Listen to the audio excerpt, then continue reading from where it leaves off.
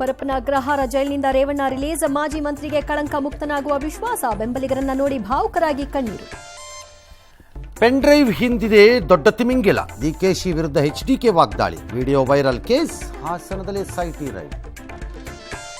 ವಾರಣಾಸಿಯಲ್ಲಿ ಮೋದಿ ನಾಮಪತ್ರ. ಗಂಗೆ ಭೈರವನಿಗೆ ಪೂಜೆ. ಎನ್ಡಿಎ ಶಕ್ತಿ ಪ್ರದರ್ಶನ. ದೇಶದ ಪ್ರಧಾನಿ ಆಸ್ತಿ ಬರೀ 3 ಕೋಟಿ ರೂಪಾಯಿ. ಆಪರೇಷನ್ ನಾಥ ಬಿಡಿ. ಮೊದಲು ಬಿಜೆಪಿ ಬಗ್ಗೆ ಚಿಂತಿಸಿ. ಎಲೆಕ್ಷನ್ ಬಳಿಕ ವಿಜಯೇಂದ್ರ ತಲೆದಂಡಕ್ಕೆ ಪಕ್ಷದಲ್ಲೇ ಹುನ್ನಾರ. ಮುಖ್ಯಮಂತ್ರಿ ಹೇಳಿಕೆ.